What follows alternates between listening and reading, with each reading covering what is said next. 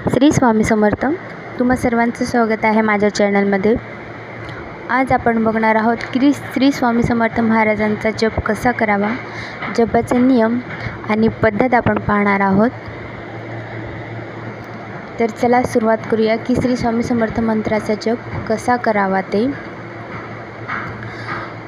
महाराजांचे जेवढे पण सेवेकरी आहेत ते सगळे नामस्मरण करत असतात. जे जुने सेवेकरी आहेत त्यांना सर्व माहिती आहे की जप कसा करावा, जपाचे नियम काय आहेत.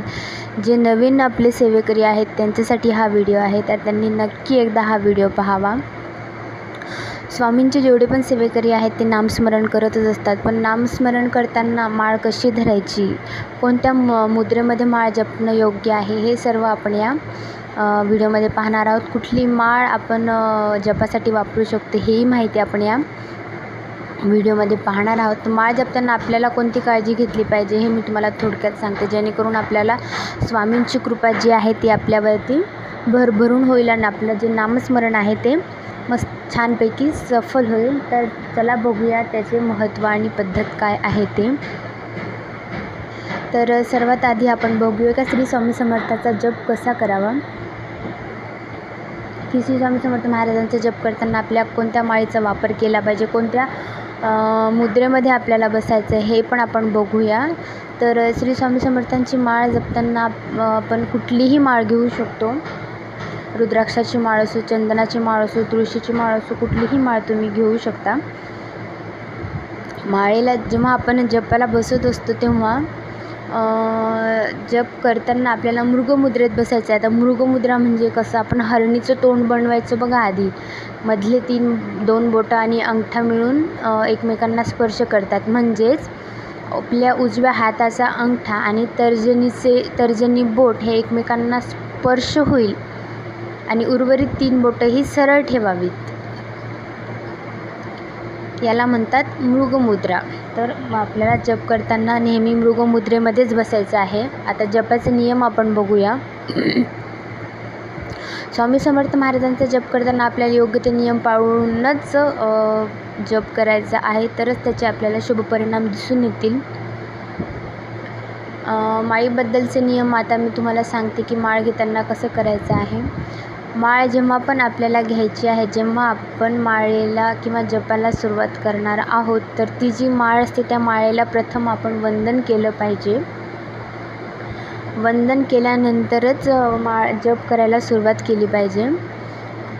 माळेचे जे मणी असतात ते एकमेकांवर आदळणार नाही याची काळजी घ्यावी. म्हणजे खूपच पटपट हे भरभर आपण हे करतो ना, ते आपटले नाही पाहिजे एकमेकांसोबत. माळ नेहमी ही गाठलेलीच असली पाहिजे, जेणेकरून आपल्याला माळ घ्यायला सोपं जाईल.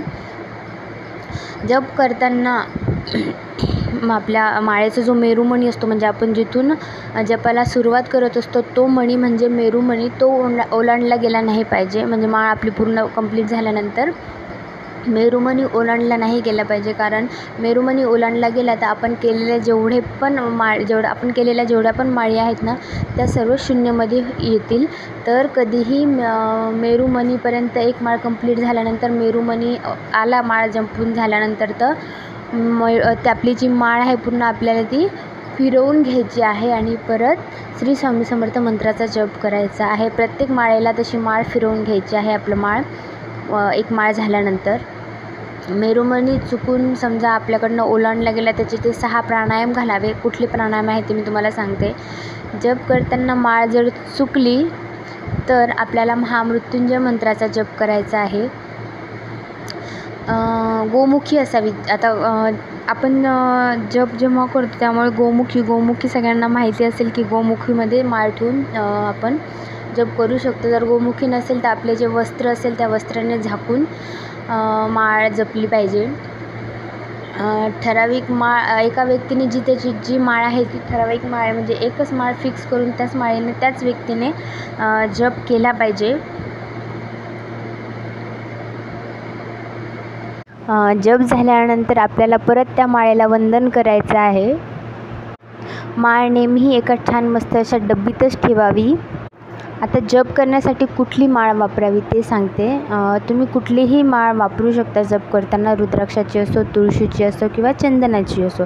आता रुद्राक्षाच्या माळेने जर जप केला तर ती माळ सर्वसामान्य प्रकारची आहे, ती जपासाठी वापरली जाऊ शकते. त्यामुळे त्याचा आकार कुठलाही असो, प्रकार कुठलाही असो, ती चालू शकते. तुम्ही तुमच्या आवडीनुसार रुद्राक्षाची माळ निवडू शकता.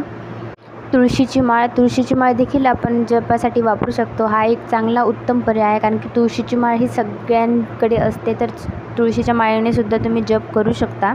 चंदनाच्या माळेने सुद्धा तुम्ही जप करू शकता, पण चंदनाची माळ महाग असल्यामुळे थोडीशी म्हणजे वापरायसाठी थोडीशी हे जाते. तर तुम्ही तुळशीची माळ वापरू शकता. तर तुम्हाला व्हिडिओ कसा वाटला मला कमेंटमध्ये नक्की सांगा. मी थोडक्यात सांगण्याचा प्रयत्न केला आहे की श्री स्वामी समर्थ महाराजांचा जप कसा करावा, त्याचे नियम आणि पद्धत. जर तुम्हाला व्हिडिओ आवडला असेल तर चॅनलला नक्की सबस्क्राईब करा, लाईक करा, शेअर करा. श्री स्वामी समर्थ.